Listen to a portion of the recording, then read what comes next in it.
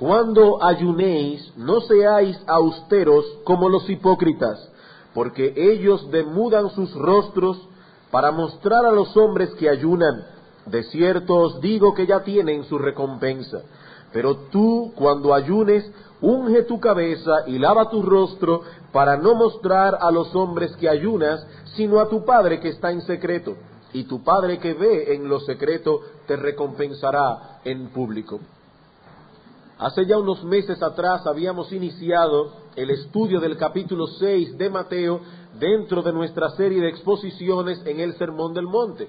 Y vimos que este capítulo abre una nueva sección dentro del sermón completo. En el capítulo anterior, es decir, en el capítulo 5, encontramos una descripción de lo que el cristiano es en las bienaventuranzas y la relación de ese cristiano con el mundo que le rodea y con la ley de Dios. Ahora, en el capítulo 6, vemos a ese mismo cristiano en el desenvolvimiento de su vida religiosa y en el desempeño de su vida práctica. Este capítulo, habíamos dicho, posee una doble división que podemos detectar fácilmente. En los versículos 1 al 18 tenemos al cristiano y lo que podríamos llamar su vida religiosa. El cristiano y su vida religiosa. En los versículos 2 al 4 el Señor nos habla de dar limosna. En los versículos 5 al 15 de la oración y en los versículos 16 al 18 del ayuno.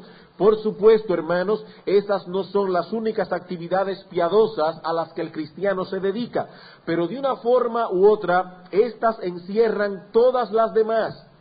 El cristiano hace misericordia, tiene comunión con Dios y somete sus apetitos y deseos con fines y propósitos espirituales. O usando los tres ejemplos que el Señor usa aquí, podemos decir que el cristiano da al necesitado, el cristiano ora y el cristiano ayuna. Eso es lo que encontramos en los versículos 1 al 18.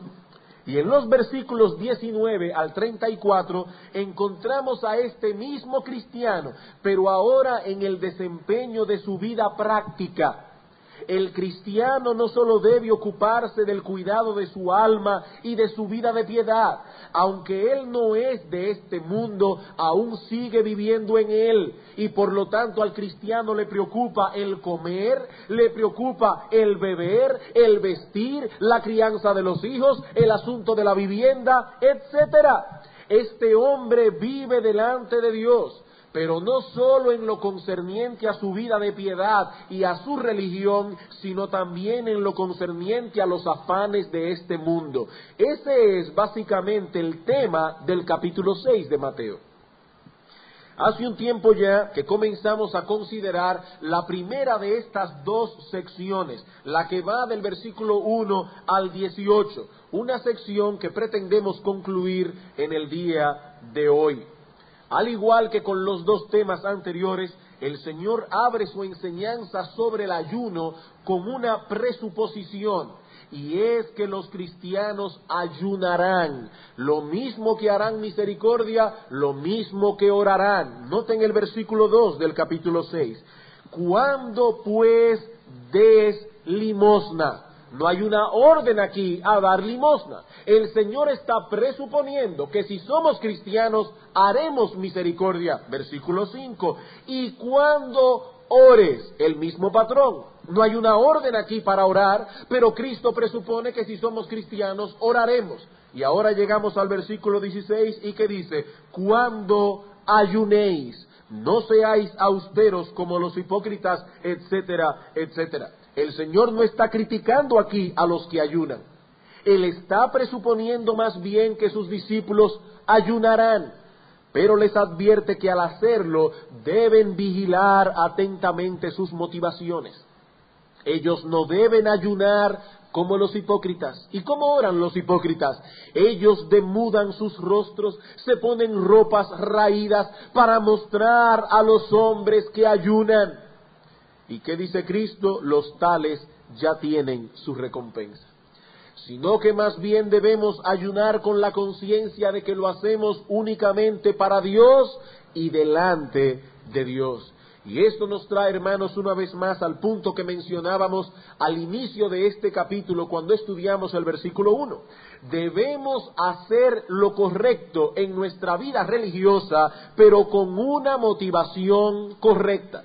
Debemos hacer lo correcto, pero con una motivación correcta. Hermanos, no basta con estar en el lugar correcto, en el momento correcto, hablando y haciendo lo que es correcto. Eso no basta. La pregunta es, ¿por qué estás allí en ese preciso momento haciendo lo que estás haciendo?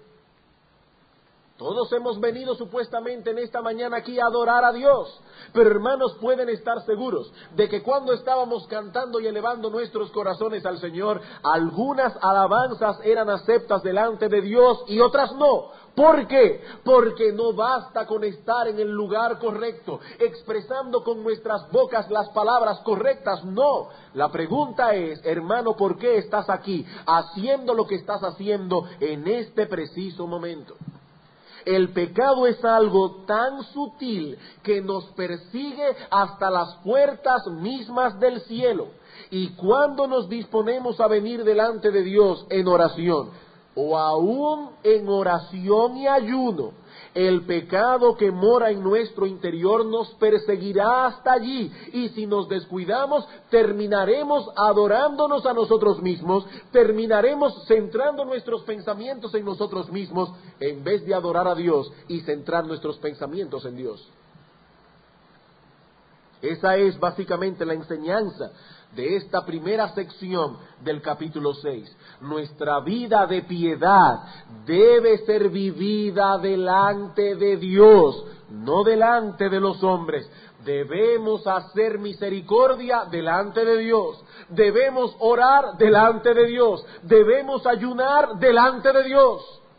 Nunca sobreenfatizaremos esto más de lo debido, porque siempre corremos el riesgo de ser atrapados por esa tendencia que hay en nosotros a la autopromoción y por esa búsqueda de alabanza humana. Ese es un mal contra el cual tendremos que luchar hasta que seamos librados de este cuerpo de muerte a través de la muerte del cuerpo. Es algo que estará allí hasta que lleguemos, hermanos, al final de nuestra carrera cristiana. Habiendo concluido hace unos domingos atrás la parte que trata sobre la vida de oración del creyente, en la mañana de hoy enfocaremos el ayuno. Pero debido a que existen ciertas distorsiones en lo tocante a este tema, es saludable que iniciemos nuestro estudio enfocando algunas consideraciones preliminares acerca del ayuno, y entonces podremos dedicarnos más específicamente a la enseñanza que el Señor nos da en nuestro texto acerca del asunto. Comencemos entonces, hermanos, con nuestro primer encabezado: algunas consideraciones preliminares acerca del ayuno. Con el tema del ayuno ocurre un hecho muy curioso. Y es que no es mucho lo que se habla de él hoy día en ciertos círculos evangélicos. Algunas personas desconocen por completo lo que es el ayuno, o cuándo o por qué el cristiano debe ayunar. Y consecuentemente, aún profesando ser cristianos, hay personas que nunca han ayunado en su vida. Ellos saben que hay algo que lleva ese nombre, pero piensan que se trata de un asunto que solo practican ciertas personas de un alto calibre espiritual, o en el peor de los casos, personas fanáticas, personas que tienden a ser exageradas en el desempeño de su religión. Sin embargo, hermano, si usted hace un ejercicio muy simple, no tiene que saber hebreo, ni tiene que saber griego.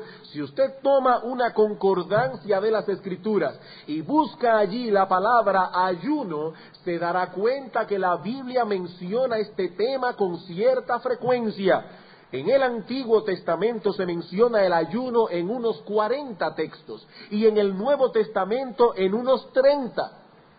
Y aunque debemos admitir que no se nos da en la Biblia una definición del ayuno, ni tampoco, escuchen bien, ni tampoco hay en la Biblia un mandato explícito que obligue al creyente a ayunar. No hay ningún mandato en la Biblia que nos dice que debemos ayunar. Aún así tenemos en las Escrituras suficiente información como para saber lo que es el ayuno y cómo se lleva a cabo, y para saber que debemos ayunar, para ser impulsados a ayunar. Y lo que vamos a hacer en este primer punto, en estas consideraciones preliminares acerca del ayuno, es responder 3 preguntas claves acerca de este tema. Podríamos buscar más preguntas. Estas fueron elegidas para poder traer nuestra enseñanza a la iglesia. Primera pregunta: ¿por qué razón hay tanta ignorancia y aún predisposición en algunos círculos evangélicos en lo tocante al tema del ayuno? He ahí, hermanos, nuestra primera pregunta. Hemos dicho que de ese tema no se habla mucho. La pregunta es ¿por qué? ¿Por qué razón hay tanta ignorancia? ¿Por qué razón hay tanta predisposición en algunos círculos evangélicos en lo tocante al tema del ayuno? Bueno, la verdad es que la respuesta es múltiple. Elegimos 3, las más representativas. En primer lugar, porque muchos evangélicos han reaccionado al trasfondo católico romano del cual han salido. ¿Por qué hay tanta predisposición hacia este tema? Porque muchos cristianos evangélicos, la mayoría, hemos salido de un trasfondo católico romano y hemos reaccionado a él. La mayoría de nosotros proviene de un trasfondo católico romano. Y digo católico romano porque católicos somos todos. La palabra católico significa universal y la Iglesia de Cristo es universal. Pero aquella es católica romana, porque su sede está en Roma. Y la mayoría de nosotros hemos salido de ese trasfondo romanista, y por lo tanto la primera idea que forjamos del ayuno fue la de esa abstinencia de ciertos alimentos en ciertos periodos del año, con el fin de obtener ciertos méritos delante de Dios. Todos recordamos seguramente que en el tiempo de Cuaresma no se nos permitía comer carne, aunque paradójicamente sí se nos permitía comer pescado. Yo debo confesar abiertamente que si lo que se intentaba hacer era un sacrificio, para mí no es ningún sacrificio comer pescado. Pero sea que para usted sea o no un sacrificio dejar de comer carne y comer pescado, el punto es que ese tipo de ayuno no es el que encontramos en las Sagradas Escrituras. El ayuno no es algo que podemos premeditar con tanta precisión.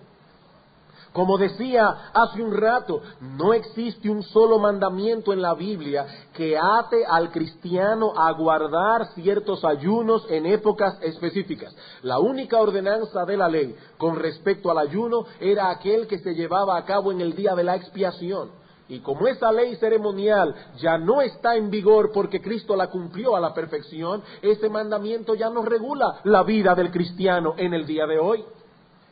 Tampoco se nos presenta el ayuno en la Biblia como un sacrificio por medio del cual podemos convencer a Dios de que nos conceda algo. Tal visión del ayuno, hermanos, en realidad es una deshonra a nuestro Dios, porque lo priva de su soberanía y pone muy en entredicho su misericordia, como si Dios demandara de los suyos una cuota de sacrificio para ablandar un poco su corazón. Ahora bien, esa es la visión que muchos tenían del ayuno antes de conocer a Cristo. Debido a su trasfondo romanista, veían el ayuno como un sacrificio que ganaba méritos, ganaba puntos delante de Dios. Y cuando estos hombres y mujeres vienen al conocimiento del Evangelio y comprenden que la salvación y todas las bendiciones que Dios nos da vienen a nosotros de pura gracia, entonces muchos tienden a menospreciar el ayuno como algo sin importancia e incluso como algo que es contrario a la esencia misma del mensaje evangélico. Y esa es indudablemente una de las razones por las que el ayuno es menospreciado en algunos círculos evangélicos. Hemos reaccionado y casi nunca las reacciones son buenas. Casi nunca las reacciones son buenas. Al rechazar ese sistema pagano de méritos y sacrificios, echaron fuera también una práctica que nada tiene que ver en realidad con esa visión distorsionada de la vida cristiana que emana de la Iglesia Católica Romana. En segundo lugar, se habla y se practica poco el ayuno porque muchos cristianos hoy día desconocen lo que ha sido la práctica del pueblo de Dios en el pasado. Y por lo tanto, al evaluar sus vidas cristianas, ellos lo hacen a la luz de lo que vemos a nuestro alrededor en el cristianismo actual. Si es normal que no se le dé mucha importancia al ayuno entre los cristianos que conocemos, entonces nos sentimos normales si tampoco le damos importancia. Pero lo cierto es, hermanos, que esa forma de ver la vida cristiana no es normal. Para nosotros en nuestra generación es normal. Y como no tenemos un parámetro para comparar, si nuestra normalidad no es una anormalidad, entonces creemos que somos normales cuando en realidad somos anormales. Vamos a suponer por un momento, hermanos, y lo que voy a decir es una tontería, pero vamos a suponerlo porque ilustra el punto. Vamos a suponer que un niño nace en una aldea remota que no tiene ningún tipo de contacto con la civilización. Y supongamos que en esa aldea todas las personas cojean debido a que tienen un problema congénito, excepto ese niño y su hermano mayor. Por un tiempo, este niño piensa que tanto él como sus hermanos son anormales, porque todo el mundo en la aldea cojea, menos ellos dos. Hasta que un día llegan unas personas civilizadas a la aldea, y el niño observa asombrado que estas personas caminan igual que él y que igual que su hermano, ellos no cojean. Y el niño se dirige presuroso a contarle a su hermano lo que ha visto. Ellos no saben ahora qué pensar. Por un tiempo ellos creían que nadie más caminaba sin cojera, pero ahora resulta que hay otras personas que caminan exactamente como ellos lo hacen. Pero todavía lo más sorprendente está por venir. Los niños se acercan a los extranjeros para saber cómo fue que adquirieron eso que ellos entienden que es una anormalidad. Pero estos les explican que en realidad ellos no eran anormales en ningún sentido, que lo más normal y natural es que las personas caminen como ellos caminan. Y entonces toda la aldea descubre por primera vez que el defecto no estaba en los niños, sino más bien en ellos. El tener un parámetro de comparación les permitió por primera vez determinar lo que es normal y lo que no lo es. Hermanos, algo similar ha ocurrido en cierto modo con el cristianismo actual.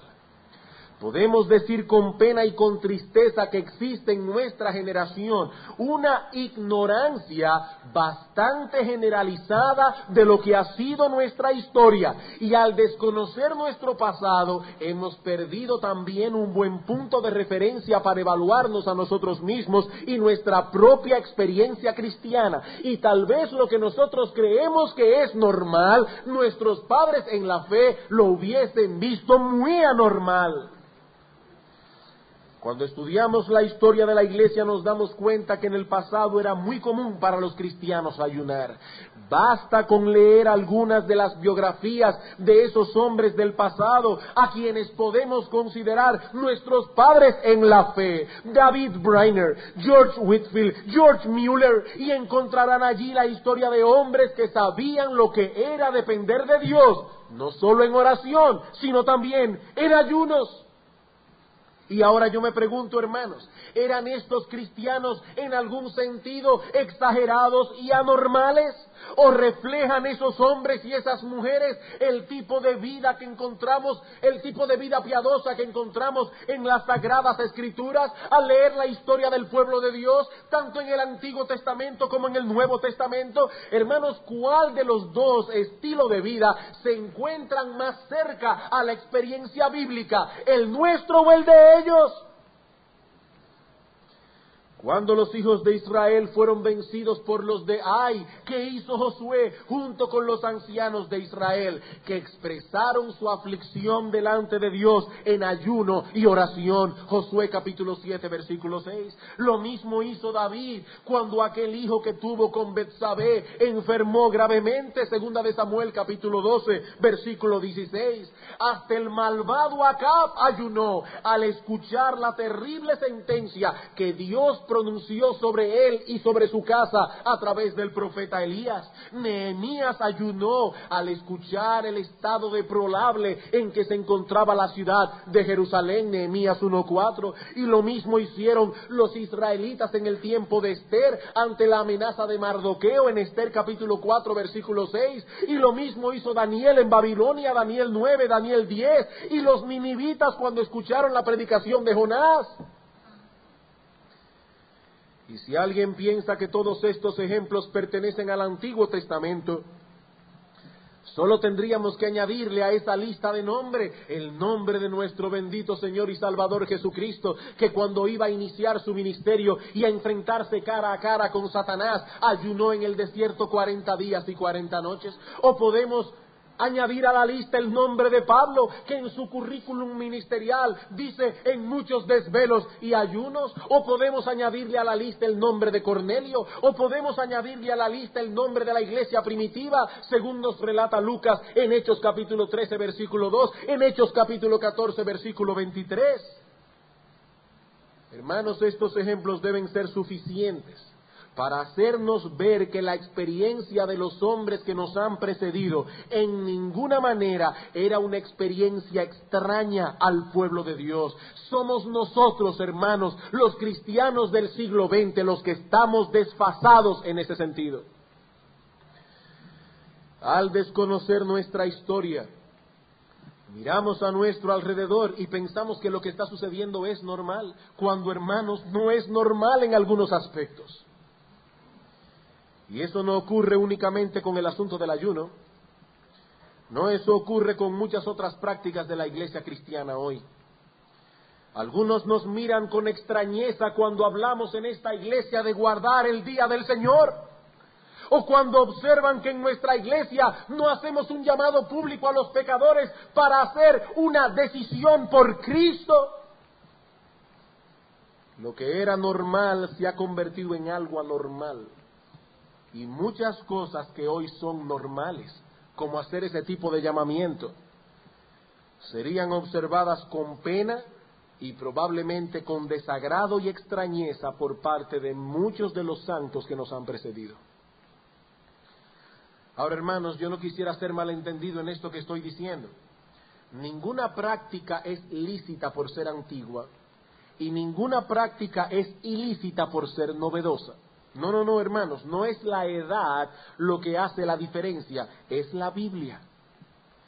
Pero si pusiésemos una mayor atención a la historia de la iglesia, nos beneficiaríamos de la obra que el Espíritu Santo ha estado haciendo en la iglesia a través de los siglos y nos pondríamos en guardia para no permitir que ninguna novedad extrabíblica encuentre cabida en medio nuestro. Hermanos, la iglesia cristiana no nació ayer. La iglesia cristiana tiene 2000 años de historia y en esos 2000 años el Espíritu Santo ha estado presente guiando al pueblo de Dios a la verdad, sobre todo en aquellas épocas en que su presencia se ha manifestado en una forma más clara y evidente, épocas que deben ser un modelo para nosotros. El tiempo de la Reforma, la época de los puritanos, la época de los grandes avivamientos en el tiempo de Jonathan Edwards, en el tiempo de George Whitefield.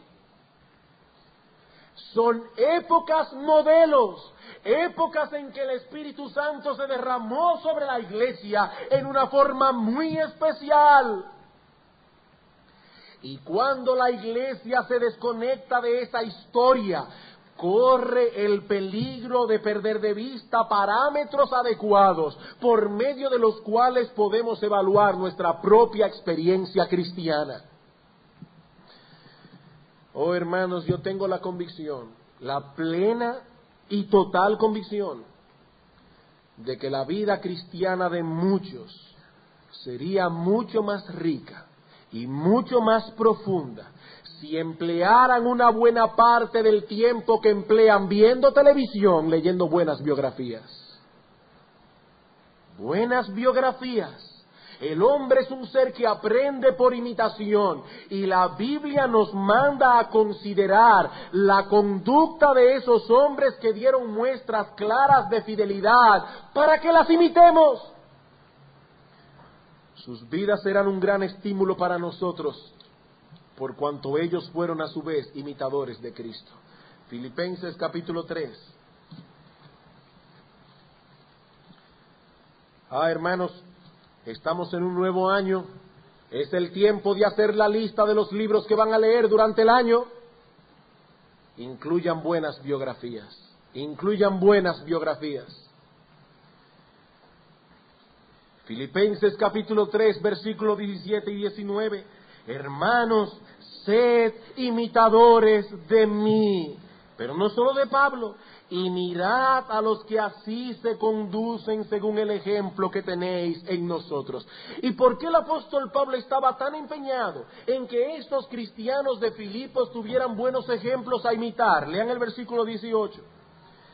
Porque por ahí andan muchos, de los cuales os dije muchas veces, y aún ahora lo digo llorando, que son enemigos de la cruz de Cristo, el fin de los cuales será perdición, cuyo Dios es el vientre, y cuya gloria es su vergüenza, que solo piensan en lo terrenal.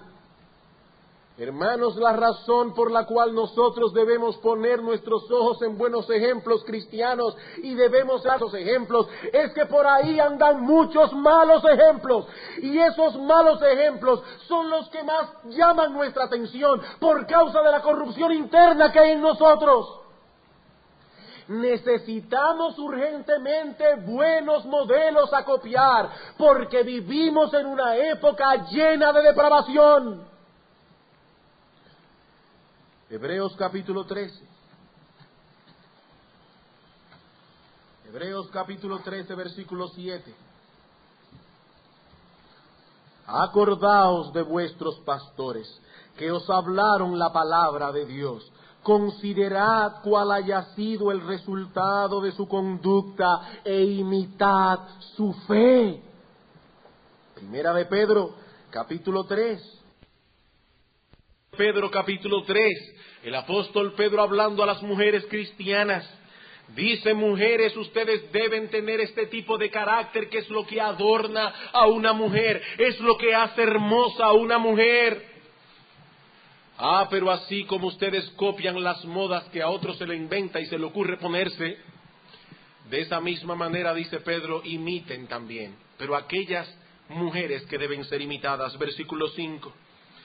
Porque así también se ataviaban en otro tiempo aquellas santas mujeres que esperaban en Dios, estando sujetas a sus maridos, como Sara obedecía a Abraham llamándole Señor, de la cual vosotras habéis venido a ser hijas, si hacéis el bien sin temer ninguna amenaza. Mujeres cristianas, ¿cuáles son vuestros modelos? Lady Diana. ¿Cuáles son vuestros modelos? Pedro dice: vuestros modelos son esas santas mujeres del Antiguo Testamento que esperaban en Dios, eran mujeres piadosas, eran mujeres sumisas. Mujeres que excedieron en su fe, en su piedad y en su confianza en Dios.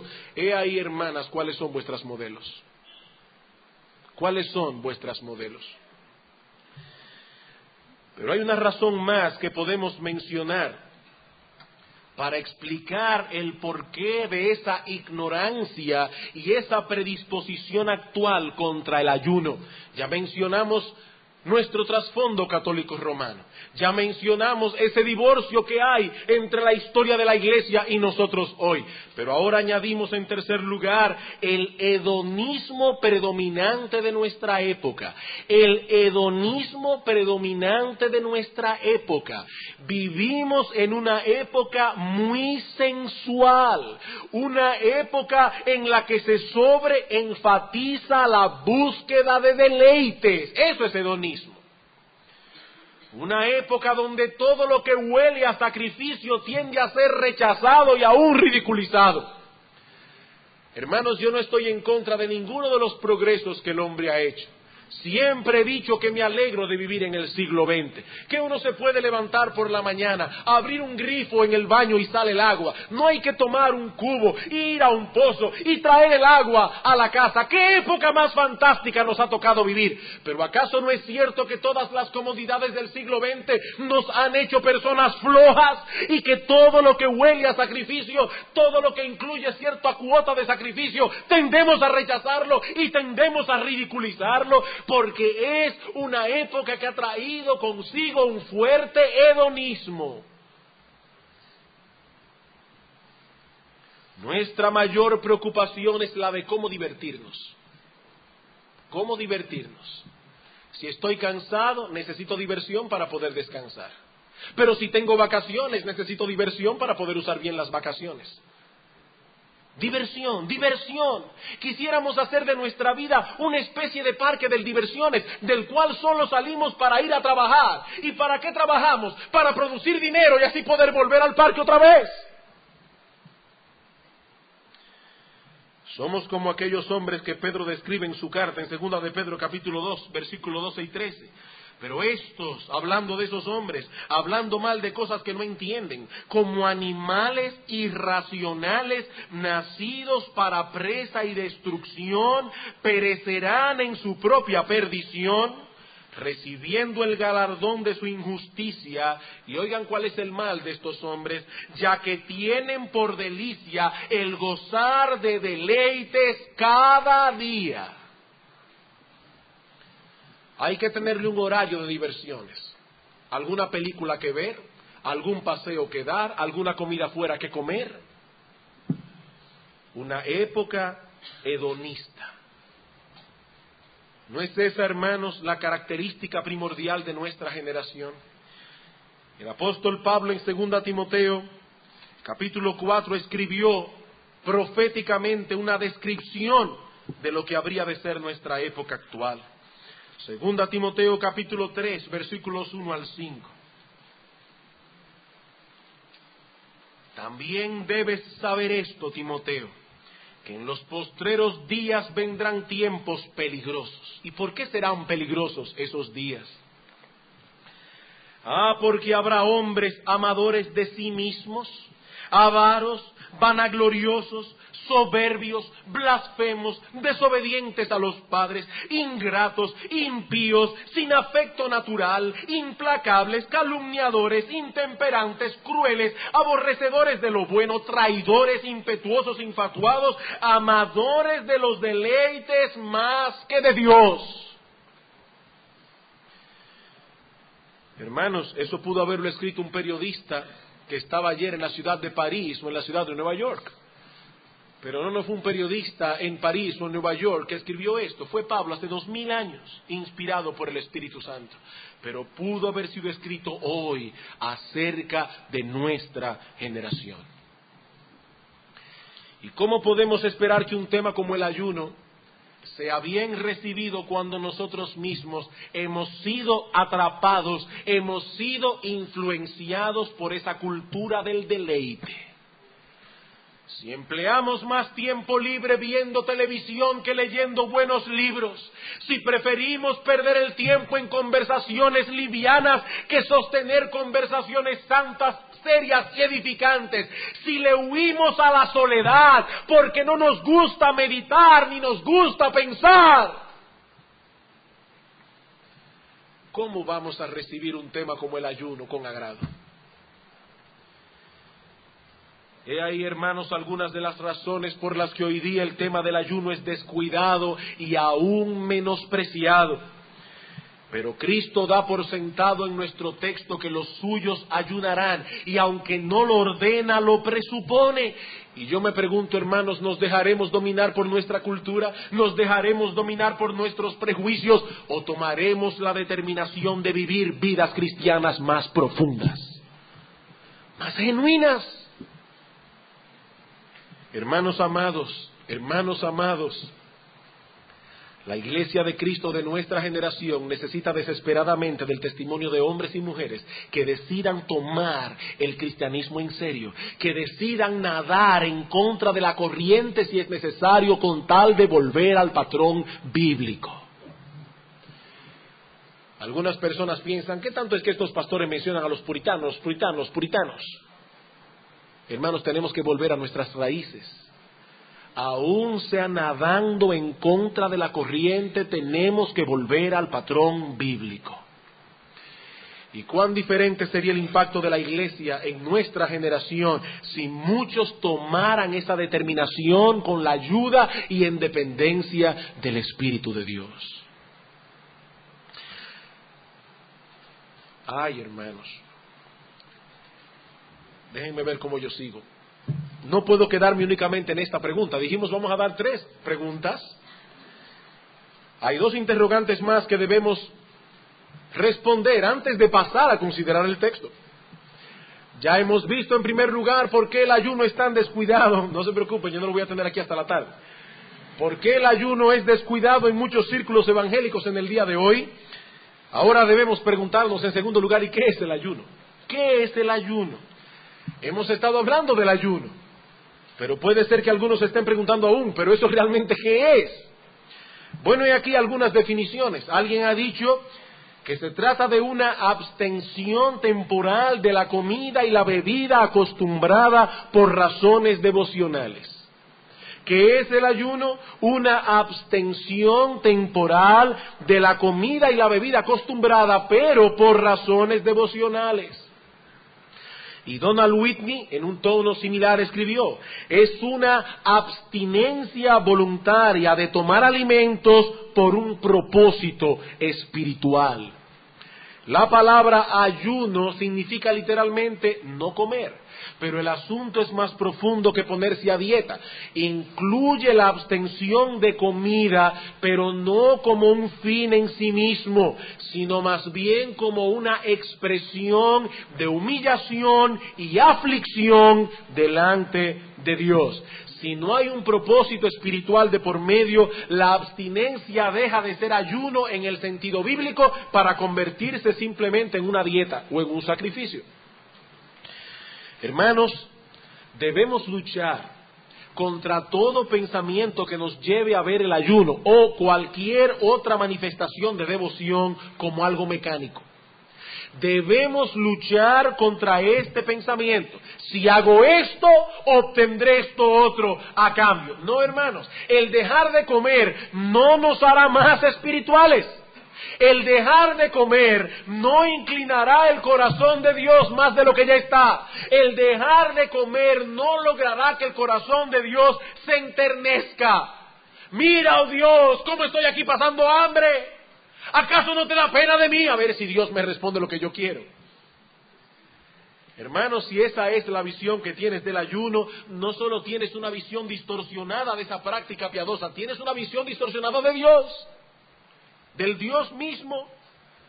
No ayunamos para ablandar el corazón de Dios, hermanos. Lo hacemos porque en ciertas circunstancias es apropiado que echemos a un lado todo aquello que pueda ser motivo de distracción para dedicarnos de manera especial y por alguna razón especial a la oración y la meditación.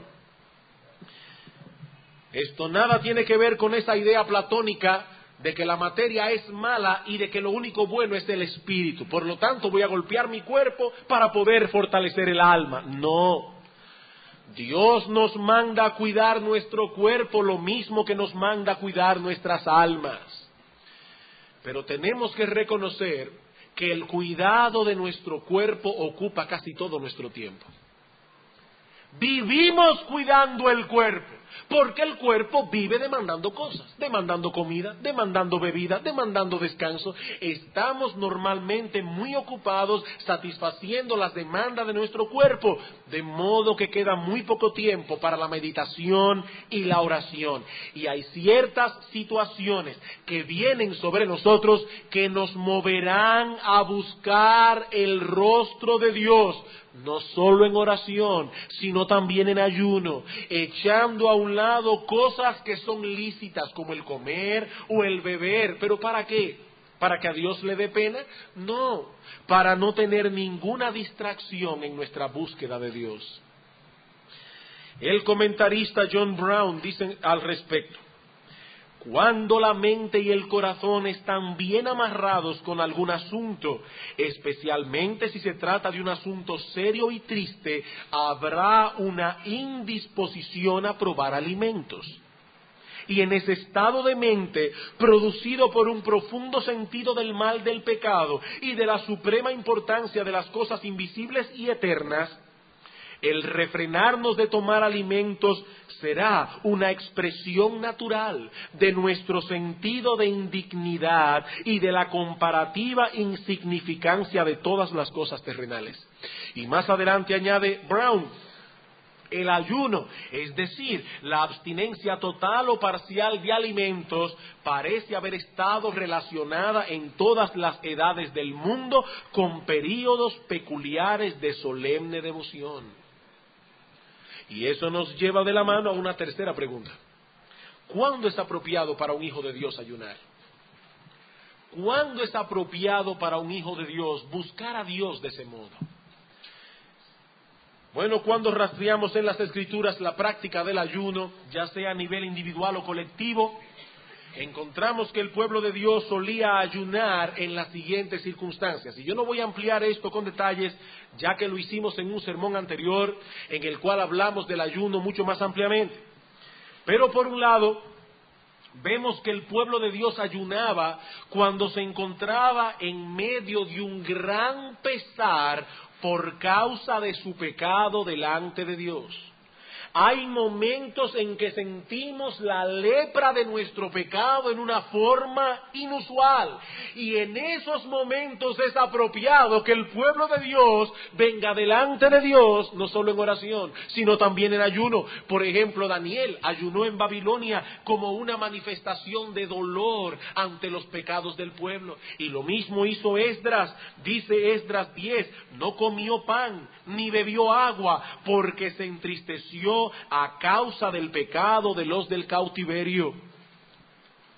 También ayunaban en segundo lugar como una manifestación de profundo dolor, ya no por el pecado, sino por circunstancias adversas de la vida, como cuando David se enteró de la muerte de Abner, que cuando le ofrecieron comida dijo: así me haga Dios y aún me añada, si antes de que se ponga el sol gustare yo pan o cualquier otra cosa. David estaba dolido en su corazón. En las Escrituras encontramos también al pueblo de Dios ayunando en medio de circunstancias difíciles, como cuando fueron atacados por Moab y Amón en los días de Josafat. Dice que vino un ejército sin número para exterminar al pueblo de Israel. ¿Qué hizo el pueblo? Hombres, mujeres, niños. Vinieron delante de Dios, no solo en oración, sino también en ayuno, y Dios les dio gran victoria. Segunda de Crónicas, capítulo 20. También pueden leer en sus casas la historia de Esther, y verán cómo la oración acompañada de ayuno juega un papel protagónico en toda la historia del libro de Esther. En una circunstancia difícil, pero Dios le dio la victoria a su pueblo. Y en cuarto lugar, podemos añadir que el pueblo de Dios ayunaba cuando necesitaba la dirección y capacitación de Dios en medio de tareas difíciles. No en medio de circunstancias adversas, en medio de tareas difíciles. Por ejemplo, el Señor Jesucristo ayunó 40 días en el desierto antes de comenzar su ministerio.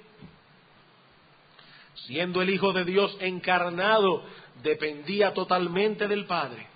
Y ese sentido de dependencia lo movía a buscar el rostro de Dios, no solo en oración, repito, sino también en ayuno. Y ese mismo patrón lo vemos en la iglesia primitiva, que tanto en Hechos 13:2 como en Hechos 14:23 buscaron la dirección de Dios en el contexto de la selección de sus líderes. ¿Y cómo lo hicieron? En ayuno y oración. Hermanos, en todos estos ejemplos vemos el mismo patrón. Estos hombres y mujeres no ayunaban para sobornar a Dios. No ayunaban para darle pena a Dios, para ablandar su corazón. No, su sentido de necesidad y dependencia los llevaba a ayunar. Y ahora yo me pregunto, esta generación que no ayuna como ellos ayunaban, ¿será que somos más poderosos que aquellos? ¿Será que somos más autosuficientes que ellos? ¿Será que tenemos menos cosas de que arrepentirnos? ¿O será que tenemos menos dificultades que enfrentar? ¿O será más bien, hermanos, que somos una generación más soberbia? ¿Que somos una generación que tiene una visión más ligera del pecado? Y una visión más ligera de los asuntos que tienen que ver con nuestras almas. Hermanos, somos una raza de gente necesitada, y por esa misma razón necesitamos buscar continuamente el rostro de Dios en oración. Y en ocasiones tendremos que hacerlo en una forma especial, apartándonos de todas las cosas, para dedicarnos con más ahínco y sin estorbo a tener comunión con Él. Eso es ayunar. Eso es ayunar. Tal vez se le ha puesto más énfasis a la mecánica del ayuno que a su esencia.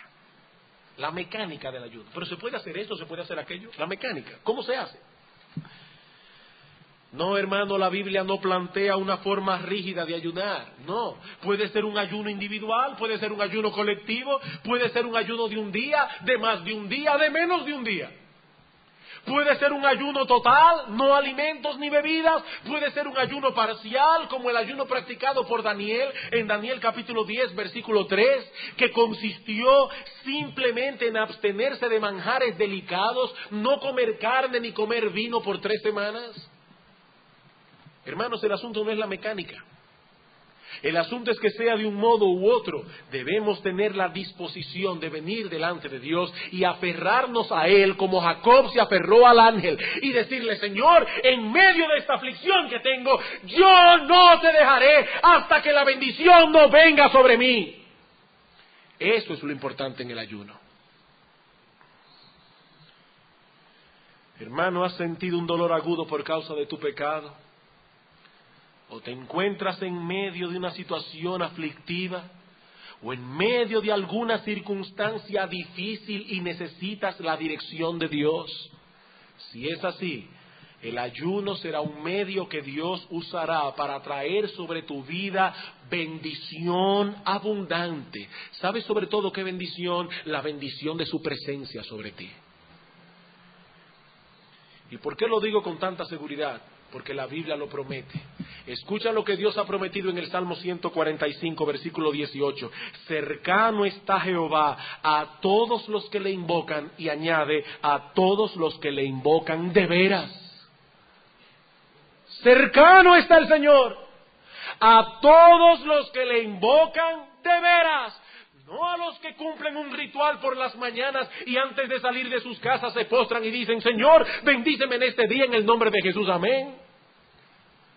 No, hermanos. Dios está cercano a aquellos que le invocan con un sentido tal de urgencia y necesidad que en ocasiones encontraremos a ese hombre buscando el rostro de Dios, no solo en oración, sino también en ayuno. Bien, hermanos, he aquí algunas consideraciones preliminares que pensamos eran necesarias para la consideración de nuestro tema. Alguien pensará: pero el pastor no se le ocurrirá comenzar ahora a estudiar Mateo 6. Hermanos, en los últimos 5 minutos vamos a ver el significado del texto. Mateo capítulo 6. Vamos a durar el mismo tiempo que siempre. Ya vimos algunas consideraciones preliminares acerca del ayuno. Veamos ahora muy brevemente las direcciones del Señor en lo tocante al ayuno. ¿Qué dice el Señor? Cuando ayunéis, no seáis austeros como los hipócritas, porque ellos demudan sus rostros para mostrar a los hombres que ayunan. De cierto os digo que ya tienen su recompensa. Pero tú, cuando ayunes, unge tu cabeza, lava tu rostro, para no mostrar a los hombres que ayunas, sino a tu Padre que está en secreto, y tu Padre que ve en lo secreto te recompensará en público. Lo que el Señor nos dice aquí acerca del ayuno es en esencia lo mismo que ha dicho acerca del dar y acerca del orar. Su enseñanza básica es que debemos hacer todo eso para Dios, delante de Dios, para recibir la aprobación y la bendición de manos de Dios. Es evidente que el Señor se refiere aquí, en la primera parte de su directriz, a los fariseos. Los fariseos acostumbraban a ayunar 2 veces a la semana, los lunes y los jueves. Y esto así de acuerdo con una tradición que decía que Moisés había subido al monte Sinaí un jueves y había descendido un lunes. Y en esos 2 días de la semana hacían todo lo posible porque los demás supiesen que estaban ayunando. Demudaban el rostro, no se untaban aceite como era lo usual, no se lavaban la cara y se ponían en las esquinas de las calles y la gente decía: ¡wow! ¡Cuánta piedad! Mire, ese pobre hombre se está muriendo de hambre. Antes que afligir sus almas delante de Dios, los fariseos afligían sus cuerpos como un vehículo de propaganda que llenaba sus almas de orgullo. Una total contradicción. Y el Señor nos dice que al hacerlo de ese modo, obtenían su recompensa. Lo que desean es publicidad, ya la tienen, pero no tendrán nada más. ¿Cómo debemos ayunar? En cambio, debemos hacerlo para Dios. Hermanos, el énfasis del texto no recae en el hecho de que sea en secreto, sino de que se haga para Dios, delante de Dios. ¿Qué dice Cristo? Versículo 17. Cuando ayunes, unge tu cabeza y lava tu rostro. En ese tiempo era natural ungirse la cabeza, lavarse la cara. Por lo tanto, la enseñanza del Señor a sus discípulos se resume en esto: cuando ayunes, sé natural. Cuando ayunes, sé natural, no estés pendientes a las otras personas, sino de buscar el rostro de Dios, y Dios te bendecirá. Versículo 18, a la mitad: tu Padre que ve en lo secreto te recompensará en público. No hay ningún problema que un esposo creyente le comunique a su esposa creyente que tiene planes ese día de orar y ayunar. Eso no va a ser darse publicidad. No, hermanos. Eso es enterar a la esposa de algo que va a afectar ese día el asunto de la casa. Resulta que ese día ya le hizo un banquete y usted está en su cuarto orando. No, hermano, eso no es práctico. Eso no es darse publicidad. Es decirle: mira, mi amor, en el día de hoy yo tengo algunas cosas que pensar, pienso apartarme en este día para estar en la presencia de Dios. No se sobreenfatiza la palabra secreto. El asunto es que se haga delante de Dios. Es necesario que hagamos esta observación, no sea que alguien ponga tanto énfasis en la mecánica del ayuno que pierda de vista el principio que el Señor desea transmitirnos aquí. El punto es que en ese momento sentimos una profunda necesidad de Dios, que nos mueve a buscarle a Él, no la aprobación de los hombres, sino el rostro de Dios en una forma especial y particular. Hermanos, quiera Dios poner en nosotros un cada vez más profundo sentido de dependencia, de insuficiencia, de urgencia, que nos mueva a buscar a Dios más intensamente. Hermanos, mientras haya pecados que confesar, dolores intensos que aliviar, situaciones difíciles que enfrentar y decisiones cruciales que tomar, el ayuno será necesario. Y cuando ores, no seas como los hipócritas, porque ellos aman el orar en pie en las sinagogas y en las esquinas de las calles para ser vistos de los hombres. De cierto os digo que ya tienen su recompensa. Mas tú, cuando ores, entra en tu aposento y cerrada la puerta, ora a tu Padre que está en secreto, y tu Padre que ve en lo secreto te recompensará en público. Como hemos dicho ya, esta porción del Sermón del Monte es una devastadora denuncia de los terribles efectos del pecado en la vida del hombre. Pocos textos de las Escrituras revelan con más claridad la verdadera naturaleza del pecado como lo vemos reflejado en este texto. No hay una actividad más noble que la oración ni más piadosa, pero es tan sutil el pecado y tan penetrante en sus efectos que nos acosa y nos seduce aun cuando oramos. El pecado, como hemos dicho ya, nos persigue hasta las puertas mismas del cielo. Tan pronto nos disponemos a orar, a ir a la presencia de Dios en oración, la corrupción interna se activa y si nos descuidamos, en vez de adorar a Dios, terminaremos adorándonos a nosotros mismos. Eso es lo que el Señor Jesucristo nos advierte en esta porción del Sermón del Monte. Generalmente asociamos la palabra pecado con hechos vergonzosos, con actos externos específicos. Un hombre borracho, un robo, un homicidio, pero el pecado es en realidad una disposición del corazón que no siempre se manifiesta a través de actos externos. Como alguien ha dicho muy acertadamente, el pecado es, en último término, el adorarse o el adularse a sí mismo. Eso es el pecado. El pecado es, en último término, al final del análisis llegaríamos a la conclusión de que no es otra cosa que autoadoración, autoadulación.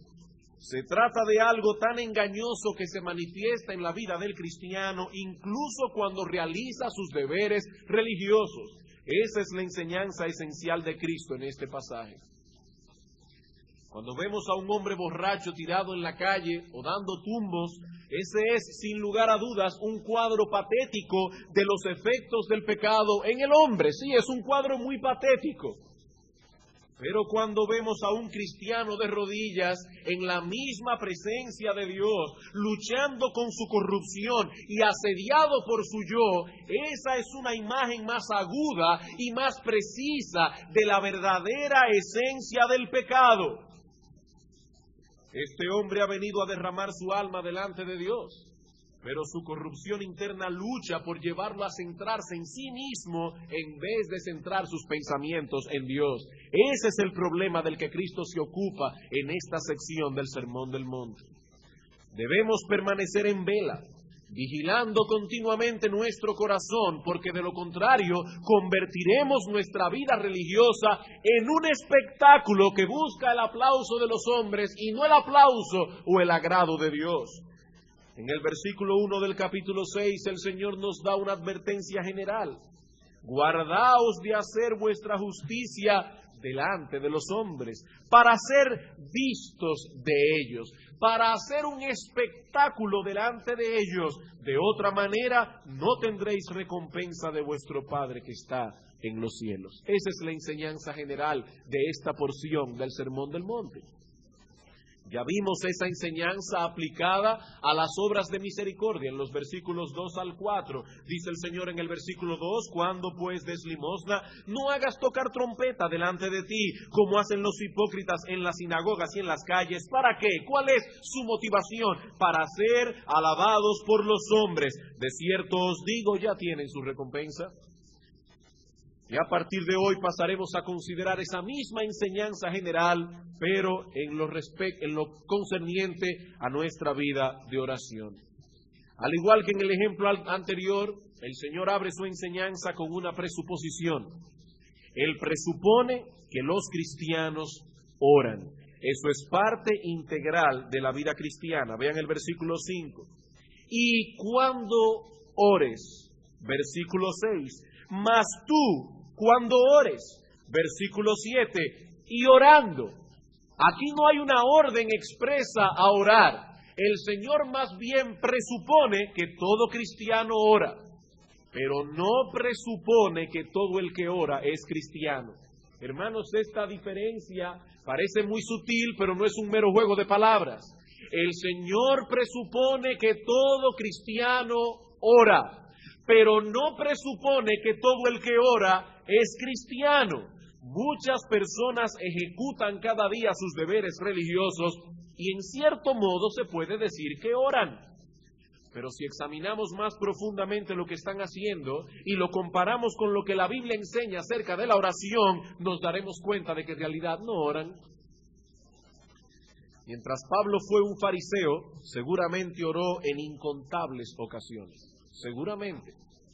Pero no fue sino hasta después de su conversión, cuando Cristo mismo dice de él en Hechos capítulo 9, he aquí, él ora. Esa era la primera vez que Saulo de Tarso profería una verdadera oración. Hermanos, debemos detenernos por un momento a considerar la naturaleza de ese deber piadoso. Se habla mucho de la oración. A menudo escuchamos de que en tal o cual lugar se reúne un círculo de oración. O escuchamos a alguien aconsejar a otro que está pasando por algún tipo de aflicción, ora, porque la oración tiene mucho poder. Pero ¿qué se supone que es realmente la oración? Para muchos la oración es algo así como una lista de compras. Las hermanas cuando van al supermercado, si son organizadas, hacen, bueno, algunas no necesariamente no hacen lista de compras, pero tienen una lista en su mente. Hacen una lista de compras. Hay personas para quienes la oración no es más que eso, una lista de supermercado. Me voy a presentar delante de un ser todopoderoso que puede suplir todas mis necesidades y le voy a exponer una por una todas las cosas que necesito y de ese modo lo voy a obligar a concedérmelas. Hermanos, ¿es a eso que la Biblia llama orar? Venir con una lista de necesidades delante de Dios y obligarlo por medio de la oración a que Él las incluya en sus planes. ¿Qué es orar? Haciendo una simbiosis de la definición que encontramos en el Catecismo Mayor de Westminster y el Catecismo Menor, porque una tiene palabras y frases que la otra no tiene, haciendo una simbiosis de estas dos definiciones, obtendremos una definición bastante amplia, comprensiva y apegada a la enseñanza de las Escrituras tocante a la oración. Dicen estos catecismos, los dos juntos: la oración es el ofrecimiento de nuestros deseos a Dios por todo aquello que es conforme a su voluntad, en el nombre de Cristo y por la ayuda de su Espíritu, confesando nuestros pecados y reconociendo con gratitud sus beneficios. ¿Qué es la oración?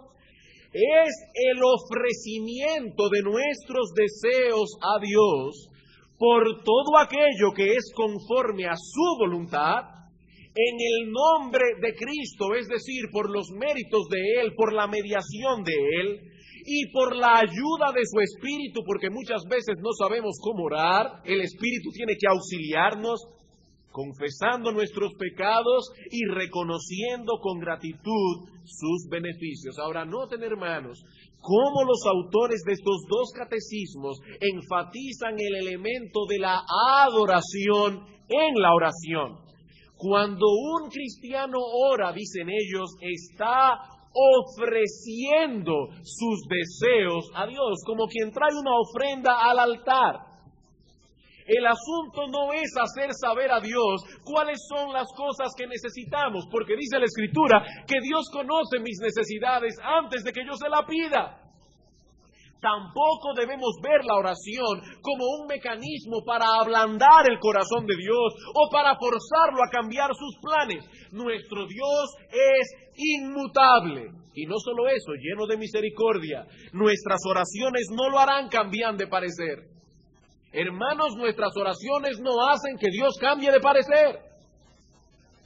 Ni tampoco lo inclinará a nuestro favor más de lo que Él ya está inclinado a favorecernos. De hecho, ¿saben una cosa que puede sonar paradójica, pero es verdad? Dios está más dispuesto a bendecirnos que lo que nosotros estamos dispuestos a recibir sus bendiciones. No, nosotros no tenemos que ablandar el corazón de Dios, ni tenemos que obligarlo a cambiar sus planes, porque sus planes para nosotros son para nuestro bien. Si Dios cambiara sus planes para con nosotros, sería una maldición. La oración es más bien un reconocimiento de nuestra necesidad y de la suficiencia de Dios. Al orar, proclamamos que Dios es grande y que nosotros confiamos en que Él es el dador de todo bien. Así como los creyentes del antiguo pacto ofrecían sus sacrificios a Dios y de ese modo lo adoraban, traían ofrendas en olor fragante, así también nosotros venimos delante del altar y no venimos con las manos vacías, nosotros venimos a traer delante de Él en sacrificio los deseos de nuestro corazón. Eso es orar. Y Dios se deleita, hermanos, Dios se goza. Eso sube como olor fragante cuando su pueblo ora con esa conciencia. Benjamin Palmer, un ministro del siglo pasado, resume todo esto diciendo, escuchen esto porque aquí a esto no le falta casi nada. Él dice que la oración son tres cosas. Por un lado, la apelación de una criatura dependiente. Por otro lado, el gemido de un corazón o de un pecador culpable. Y en tercer lugar, la adoración articulada de un alma inteligente. ¿Qué es la oración? La apelación de una criatura que sabe que depende de Dios y él apela a Dios. Por otro lado, el gemido de un pecador culpable y por el otro lado, la adoración articulada de un alma inteligente. Eso es orar. El hombre que ha sido despertado a la grandeza de Dios y que ha sido despertado a su propia debilidad y a su propio pecado, no puede hacer otra cosa que orar.